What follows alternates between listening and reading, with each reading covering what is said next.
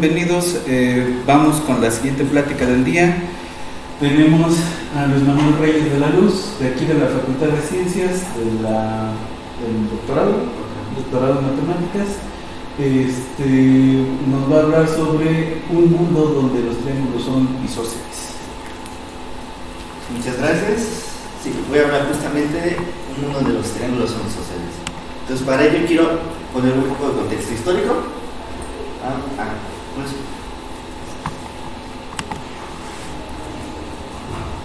Ok.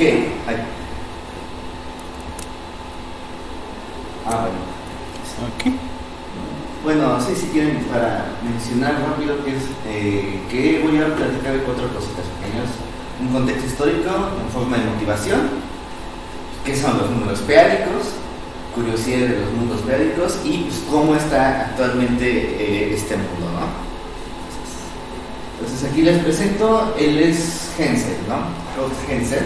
Él fue uno de los fundadores del concepto de los números p-ádicos, que la idea o la motivación era la siguiente. Lo que él deseaba era usar todo lo que el éxito de los números complejos aplicado a problemas de la teoría de números. Entonces, para poder enfocar eso, quiero que veamos una comparativa que ayudará en esto. Voy a considerar el polinomio con coeficientes complejos y voy a considerar el anillo de los enteros. Vamos a hacer algunas comparaciones para que pues, veamos de dónde lo buscó Hensel este trabajo, ¿no? Entonces, ambos son dominio enteros, es decir, que en estos anillos, si tú multiplicas números distintos de 0, pues te va a dar un resultado distinto de 0, ¿no? Cosa que no en todos los anillos suele pasar. Ambos tienen una noción de división, la división euclidiana en el caso de los enteros y la división de polinomios, ¿no? Y en el mundo de los enteros, los números primos generan todo. ¿A qué me refiero con eso? Que el teorema fundamental de la aritmética te dice que todo número entero se puede descomponer en potencias de varios primos, salvo una unidad.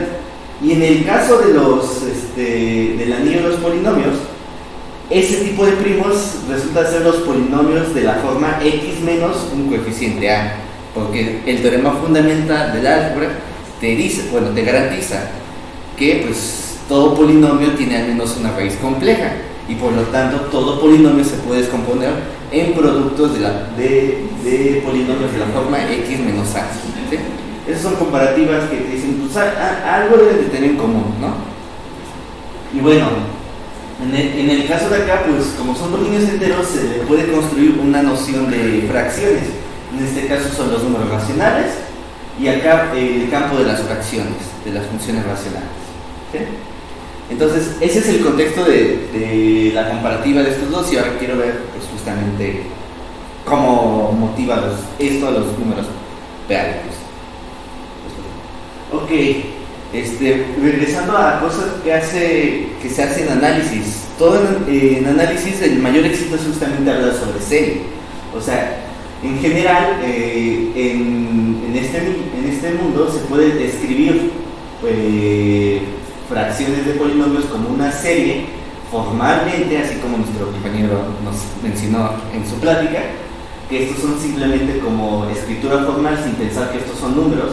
Sin embargo, si uno quiere investigar para qué números complejos esta suma tiene sentido, pues como es una serie de tipo geométrica, resulta que eso pasa solamente si el número complejo tiene una norma menor a 1. Y esa es la noción de convergencia clásica y pues ayuda para evaluar varias cosas, ¿no? Y en general, pues toda función meromorfa se puede describir de manera única en una serie convergente dentro de este abierto, que generalmente suele ser un anillo, ¿no? Eso es base del análisis complejo. Pero ahora lo quiero trasladar en el mundo de los números, ¿no? Ahora voy a tomar z y ahora p un primo, ¿sí? Entonces, yo sé que todos los números primos se puede escribir en potencias también de potencias de ese primo p, ¿no? Por ejemplo, 24 se puede ver como 0 más 2 por 3 más 2 por 3 al cuadrado, ¿no? Y pues vamos a usar la notación de p en alusión a esa variable x del ejemplo anterior. Entonces lo voy a llamar 2p más 2p cuadrado, ¿no? Y el 17, si hago las divisiones y todo, pues me sale que es 2 más 2 por 3 más 1 por 3 al cuadrado. Es decir, 2 más 2p más p cuadrado, ¿no? Entonces, si intento imitar lo que se sabe en el anillo de los polinomios complejos, pues en teoría yo podría expresar 24 sobre 17 como como una expansión en potencias de p, y formalmente debería ser algo de este estilo. Y la pregunta es, ¿esto tiene sentido o no? Y la respuesta a esta pregunta depende de cómo tú miras la noción de convergencia. Porque como les platicaba en el ejemplo anterior, aunque tenías una expansión formal de 1 sobre 1 menos x, esa serie solo funcionaba para un cierto tipo de números por la noción de convergencia, que esa convergencia depende justamente de la métrica euclidiana, ¿sí? Esta métrica que se define de la siguiente manera. A esto me refiero como métrica euclidiana, ¿no? Tomas un complejo x más y, y entonces eso pues es la raíz cuadrada de la parte real y la parte imaginaria, ¿no? Pues entonces esto también debería pasar para este caso, ¿no? Ah, se movió. Se movió. ¿Sí? ¿Tiene sentido? Entonces, resulta que debe haber algo, una noción de distancia que me pueda explicar que esto puede tener sentido de alguna manera. Entonces voy a dar otros ejemplos para que vaya explorando pues justamente dónde está esa forma de medir, ¿no? Este es un ejemplo que luego suele hablarse como una tipo paradoja. Tómate la suma de 1 más 2 más 4 más 8 y todas las potencias. Si me fijo desde 2 en adelante, yo sé que cada uno de ellos es un múltiplo de 2, ¿sí? Voy a suponer por un momento que esto sí converge, no sé dónde, pero sí, ¿no? Entonces, cuando tomo todo esto y le factorizo un 2, pues tengo 1 más 2 más 4 más 8, es decir, la misma cosa de aquí arriba, ¿no? Es decir que tengo que esa serie tendría que valer exactamente menos 1. A ojos euclidianos, pues esto no tiene sentido, ¿no? Algo negativo, ¿no? Pero es como lo que les decía, a ojos puede funcionar esto. Sin embargo, lo que sí está funcionando es en otro mundo que justamente van a ser los orgánicos. Y pues voy a restringirme a casitos un poco más pequeños. En este caso, como estoy hablando de p igual a 3, pues de ahí le voy a seguir, ¿no? Siguiente motivación para buscarle sentido a todo esto. Yo sé que menos 1 lo puedo escribir de esta manera. ¿Por qué? Porque si yo le sumara un 1, idealmente esta cosa que existe, ¿no? Que si pudiera existir, 1 menos 1 es 1 más 2, que eso es 3, pero si estoy diciendo que P es 3, estoy diciendo que esto es P más 2P, pero si sumo P y 2P, pues me da 3P, pero 3 es el... Ay, ¿qué pasó? El 3 es lo mismo que P cuadrado, entonces estoy como si multiplicándole a la siguiente potencia, y entonces se va cancelando hasta un cierto sentido, que esto me dé como que 1 menos 1 me da 0, desde ese punto de vista. Pero pues esto pues parece que estoy divagando y estoy inventándome cosas sin sentido, ¿no? Necesito esa noción. Ay, Creo que lo estás apretando. entonces sí funciona. Sí funciona. Sí funciona, entonces. Ahí está. Entonces sí funciona. Sí, es la pila. Sí, es la pila, entonces. Entonces yo quiero construir justamente el... Ahora ya no funciona. Ahora ya no funciona. Cosas. Esa idea lo quiero formar con una última motivación más. Tomemos estos números, 354, 355 y 357. Lo voy a escribir igual en potencias de primo, pero ahora voy a hacer una notación de representación decimal, ¿no? En base 3, ¿no? Quiero que se fijen en todos estos números. Yo puedo decir que, si me doy cuenta, a ojos euclidianos, pues tiene sentido que pues, el más cercano, 354, ¿quién debería ser? Pues 355, según la noción que nos han dado de los ojos euclidianos. Sin embargo, me doy cuenta que entre 354 y 357 en base 3, la parte de los decimales como que no ha cambiado y solo ha cambiado esta noción de acá. Y de hecho,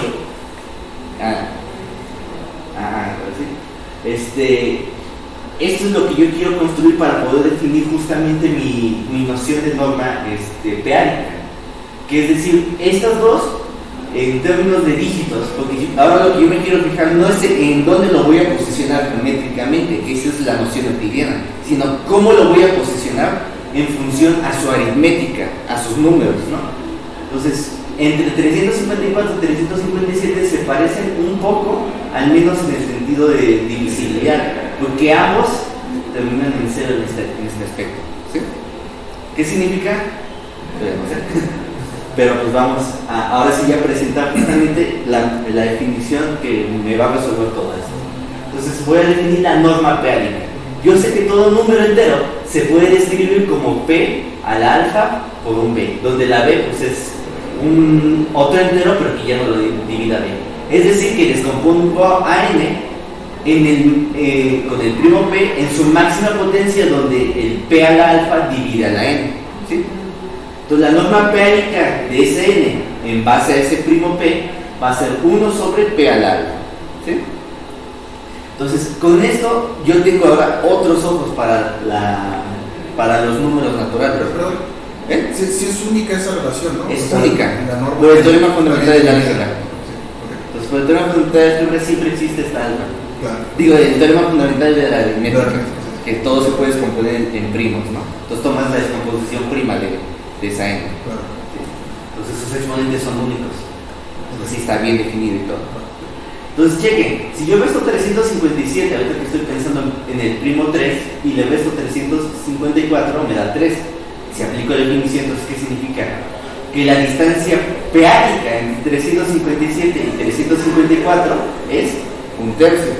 Sin embargo, en el caso de 355 y 354, cuando lo resto me da 1. ¿Cuál es la mayor potencia de P que divide a 1? Pues 0. O sea, que es 1 sobre P a la 0, es decir, 1. Entonces, si yo fijo un P, el alfa es único.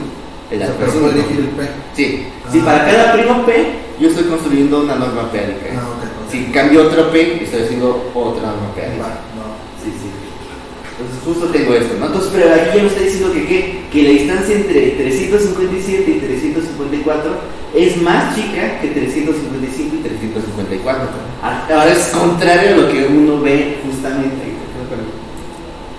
Contrario a lo que uno ve justamente en los ojos euclidianos. Aquí estoy midiendo la cercanía por la divisibilidad entre ellos. Porque si se dan cuenta, la diferencia entre estos dos es 3. O sea que lo que le falta entre 354 y 357 es una potencia de P. ¿Sí? Por eso es que ellos se suelen ser números más cercanos que estos dos. Justo lo que les decía hace ratito del 0 que estaban viendo en la representación. Que, a ver, voy a regresar. ¿Sí se regresa? No, me fui adelante. Atrás en la... Ajá. Que les decía justamente en la representación en base P, ellos dos coincidían justamente en las unidades, como que algo me dice que en términos de divisibilidad deben de estar más cercanos que ellos dos, y justo lo está capturando la información la norma peárica, ¿no? Entonces yo afirmo que justamente con esta norma yo puedo darle sentido a esas sumas que estaba platicándoles anteriormente. Ahora sí. Por ejemplo, el que les decía hace ratito que el -1 se puede ver como 2 más 2 por P más 2 por P al cuadrado, toda esa potencia, tiene sentido ya usando justamente esta norma peárica. Porque si tú usas tus sumas parciales, 2 más P a la N, usando la lógica, si le resto menos 1, o sea, le estoy sumando 1, 2 más 1 te da 3, entonces es el P que se va a la siguiente posición. P más 2P es P cuadrado, P cuadrado más 2P cuadrado es P al cubo y sucesivamente, o sea que toda esta resta te da P a la N más 1, o sea, y con la definición justa de norma peárica te da 1 sobre 3 a la N más 1, o sea que te está diciendo que entre más crezca esta suma parcial, esta sucesión va a converger justamente a menos 1. Sí, entonces en este mundo sí tiene sentido ese tipo de sumas. y todavía lo puedo extender hacia mi campo de fracción de esta manera. Y esta manera es única y no depende de los representantes, se puede probar, ¿sí? Que esto pasa, ¿no? Entonces, también me dice, bueno, ok, tengo aquí una noción de distancia, puedo hacer análisis de alguna manera, pero entonces tengo que entender qué propiedades me cumple esta norma, ¿no? Y resulta que esta norma sí es una norma, pero no la norma en el sentido euclidiano que conocemos, sino del tipo no arquimediano. Es decir, cumple que la norma de x va a ser 0, si solamente sí, pues x vale 0, pues es multiplicativa, pero satisface una propiedad diferente de la desigualdad del triángulo clásica, que se le suele llamar esta como la desigualdad triangular fuerte, ¿sí? Y este es el que justifica que la topología y la geometría que tenga estos mundos sea completamente opuesto a lo que uno ve con los ojos euclidianos, ¿sí? Oye, y si yo escribo una fórmula así, pero con la norma euclidiana, o sea, con el máximo, eso, ¿recupero la desigualdad del triángulo? O sea, se sigue cumpliendo. Esto se sigue cumpliendo la desigualdad triangular, porque acuérdate que esto, en la definición usual es norma de x más y menor a norma de x más norma de y, pero si es el máximo, pues es la suma. O sea, sigue siendo desigualdad triangular, pero esto es un poco más restrictivo. O sea, cayó. ¿El máximo es la suma? De hecho es más chico que la suma de esos dos. O sea, pero la clave está en la desigualdad, ¿no? Ajá, o sea, esto es más chico que esto. La suma, ¿no? Exacto. O sea, esto pasa, pero esto en general siempre va a ser más chico que x más que la norma de y. Ya. ¿Sí? Eso sí, o sea, en general se tiene esta desigualdad, pero no siempre en el caso euclidiano pasa esta. ¿Sí?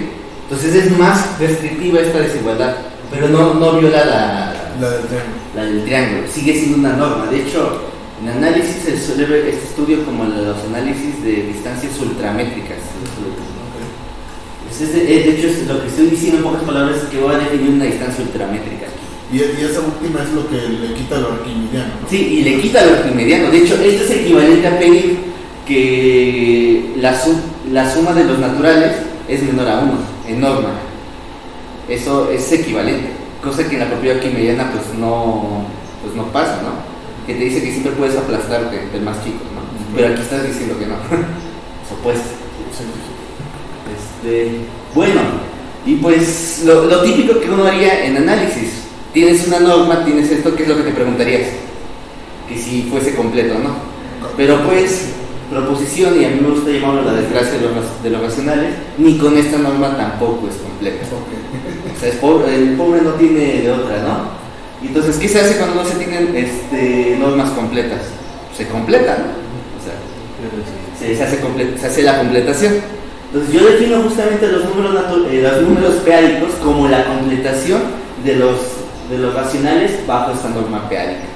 ¿Sí? Ese va a ser los números esos son los peádicos. Sí, la completación de esa norma, justamente. Y para cada P estás haciendo un nuevo campo completo, justamente. Estás haciendo los 2 ádicos, los 3 ádicos, los 5 ádicos, los 7 ádicos para cada P. Y bueno, uno dice, ok, tú me estás diciendo que puedo construir normas y uno naturalmente se va a preguntar, si yo me construyo otra norma, ¿habrá otra cosa completamente diferente? Y pues... Oye, perdón, es que está muy interesante. Sí. O sea, esta completación tiene nombre, o sea, le puedo llamar completación peádica, así como en la extensión algebraica. Entonces, yo uso la técnica de análisis que cualquier campo con una norma siempre se puede completar. ¿Cómo?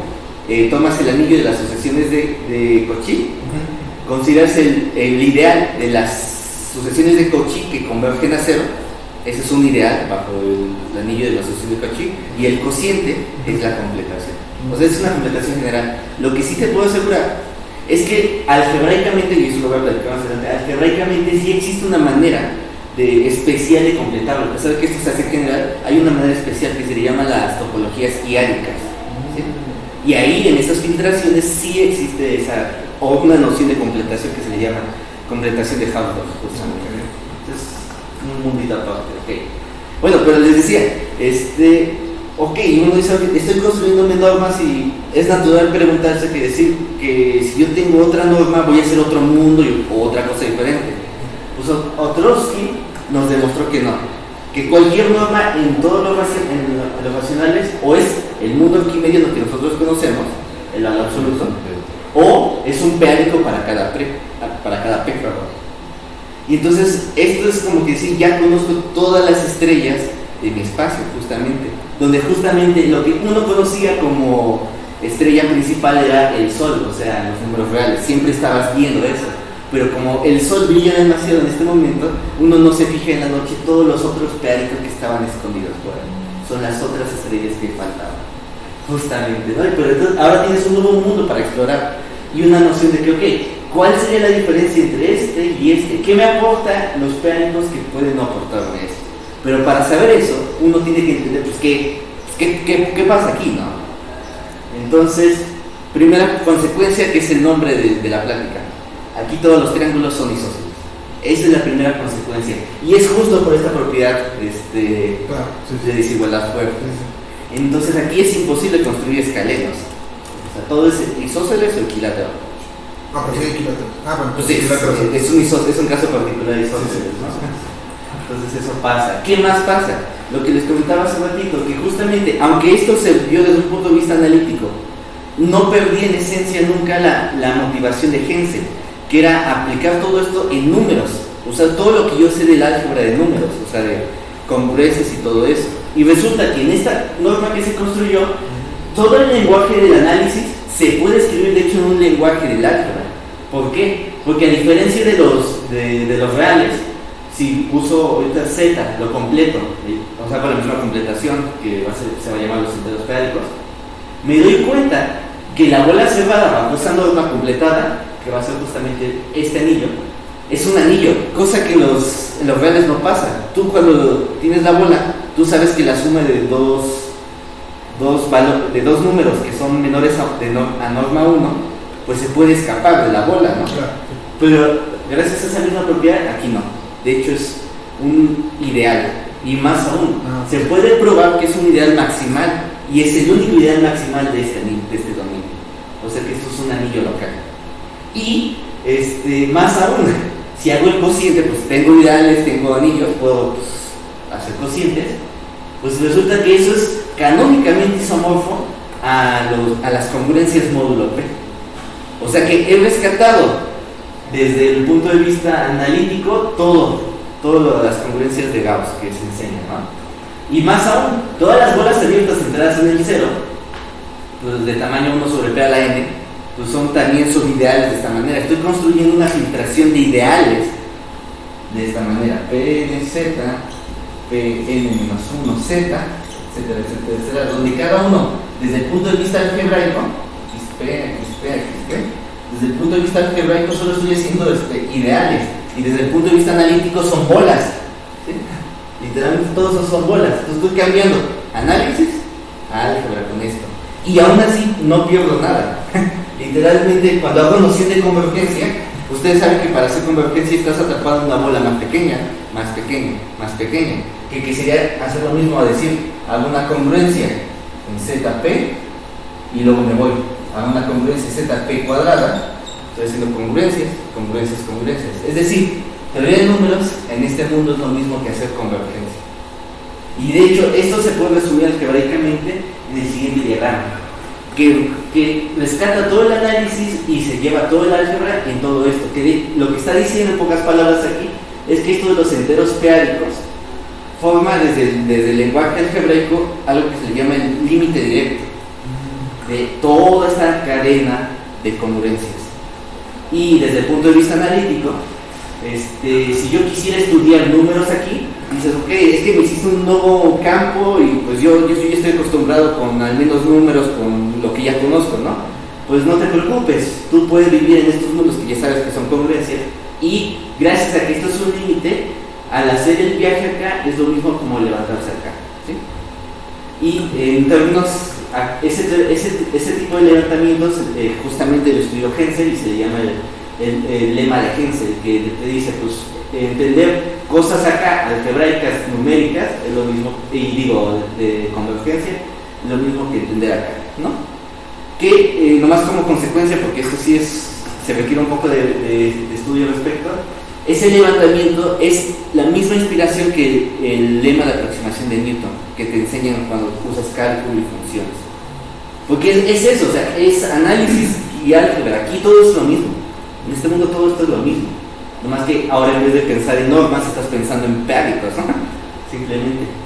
Entonces, como consecuencias, una consecuencia directa de esa idea y condensación es que pues todo número entero periódico se va a escribir como lo que yo deseaba, una suma de potencias de primos, donde esa suma sí converge y estos elementos son del 0 a p menos 1, ¿no? O sea, es una representación en base p, pero que sí tiene sentido, aunque se vaya al infinito, ¿sí? Aquí todo eso sí funciona muy bien y se va a levantar a todos los periódicos, ¿no? Otra propiedad, pues con las mismas ideas, pues yo puedo entender, o sea, yo puedo entender todo lo que quiera de los periódicos bajándome a los números de congruencia. Por ejemplo, yo puedo justificar que en los 7 álicos sí hay solución de la ecuación x cuadrada sobre 2. ¿Por qué? Porque si tú te bajas en x cuadrada congruente a 2 módulo 7, sí hay dos soluciones. ¿Quién? 3 y 4. 3 al cuadrado te da 9 menos 3, 7. Módulo 7, 0. Y ahora 4 al cuadrado, 16 menos 4, 16, 12. Ah, no, espérate. Hay otro, no me acuerdo en este momento. Ah, no, pero es restarle 2, perdón. Restarle 2. Ah, restarle 2. Sí, porque entonces 16, 15, 14, 7 por 2. 7 por 2. Entonces tiene dos soluciones. Y Hensel me dice, pues lo puedo levantar. Porque al tener soluciones aquí, pues el Newton dice que aproximados, pues eso es Hensel aquí.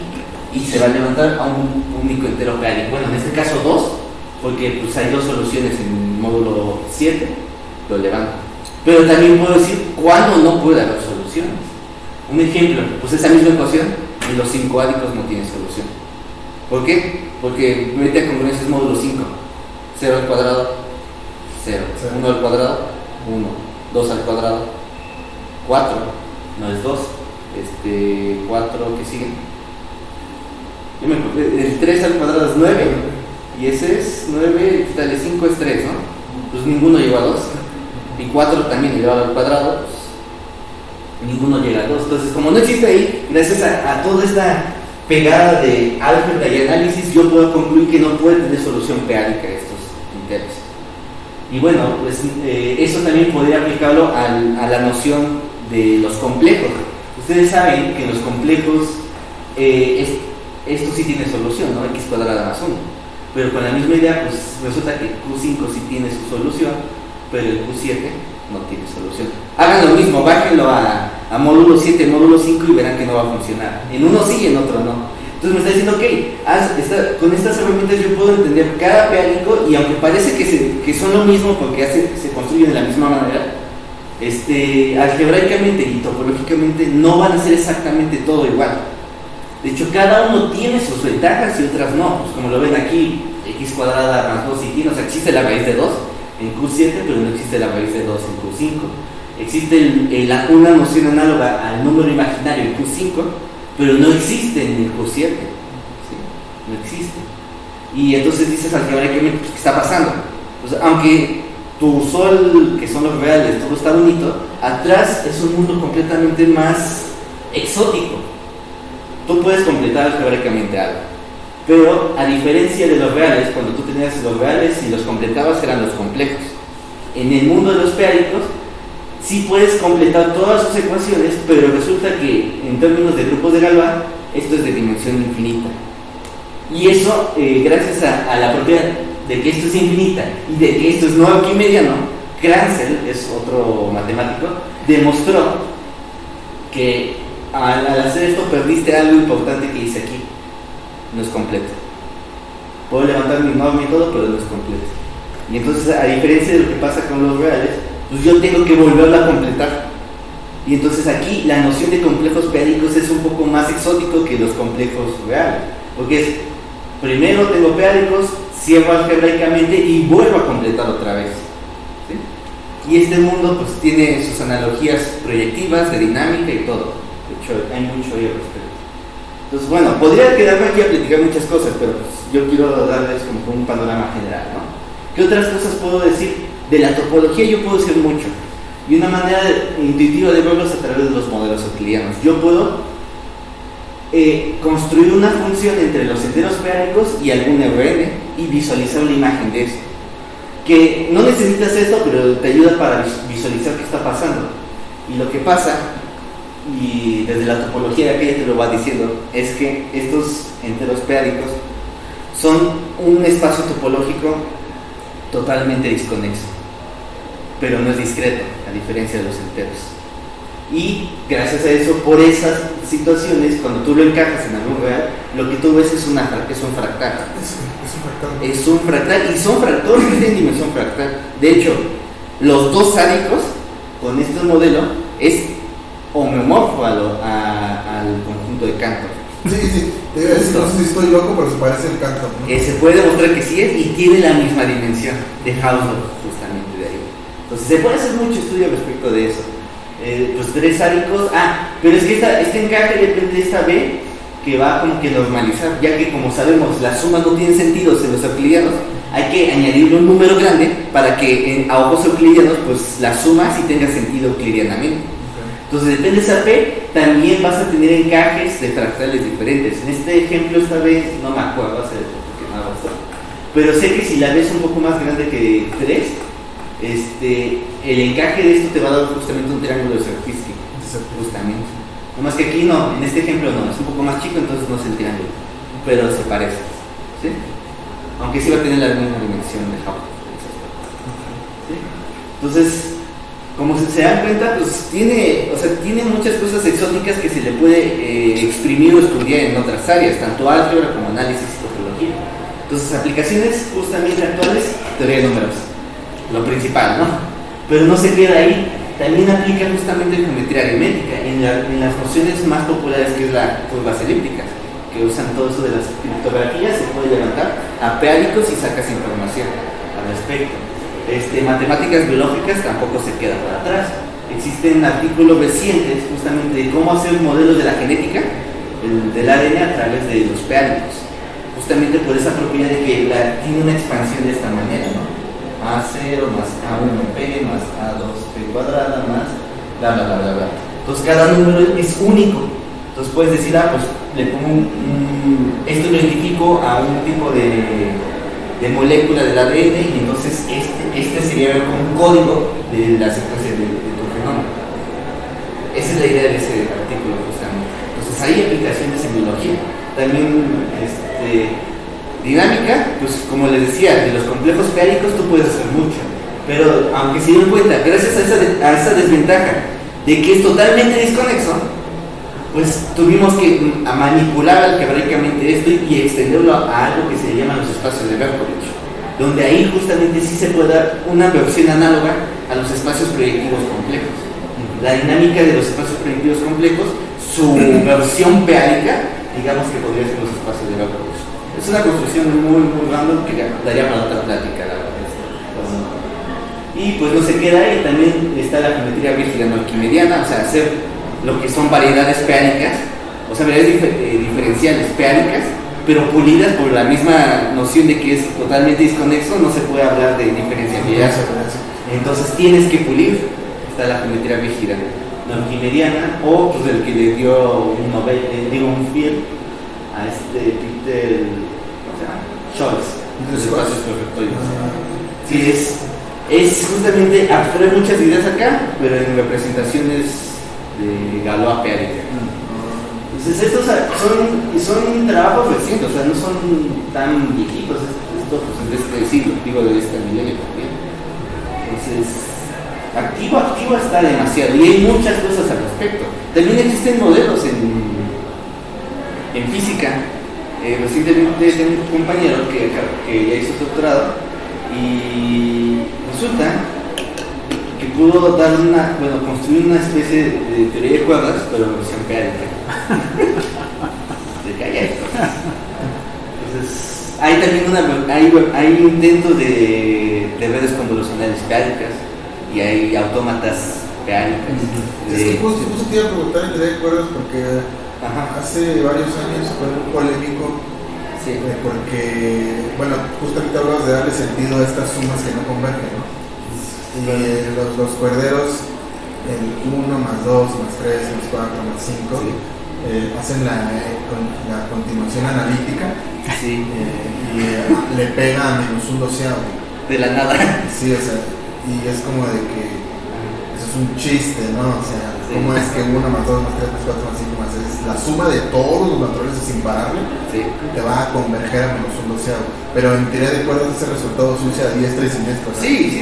no sí, se puede. preguntan si es verdad. Bueno, sí, según yo sí se lo preguntan y ellos están convencidos de que sí es verdad y lo Pero usan. lo que les falta es esa noción de convergencia, oye, ¿dónde esto sí funciona? ¿No? Aquí está una solución. Y seguramente sí tiene que ver con esa parte, pero esta persona ya le hizo hasta una integración para poder modelar justamente esas funciones de onda, pedal. Se puede integrar, ¿por qué? Porque QP es localmente compacto. Medida de Hub, se le aplica, listo, ya tienes tu noción integral peálica, haces análisis ahí. Esa es otra vertiente de análisis aplicado en peálicos. También está vivo, pero pues yo no estoy tan metido ahí, estoy más en la parte geométrica y algebrista de esto. Pero de que hay mucho trabajo, porque ahora es lo que estás haciendo. Hay muchas cosas que tú pudiste hacer en los complejos, pero luego, como dices, no tiene sentido algo, puedes viajarte acá y ver qué pasa. Y puede que tenga más sentido. Entonces, ahorita una de las cosas que se está haciendo mucho es, de lo que ya conoces acá, búscale solución peálica. Teoría de Hodge peálica. Pues, geometría elíptica peálica. Sí, entonces hay toda una serie de trabajos. Bueno, yo creo que con eso yo termino. No sé si hay otra duda. ¿Qué no avanza? Está. Esta es la visualización mía de los peálicos. Ahí están los reales y aquí están todos los peálicos posibles. ¿Y cuántos hay? Un infinito. ¿Por qué? ¿Cuántos primos hay? Infinitos, de hecho. Muy poético. Sí, poéticas. Pues Vale.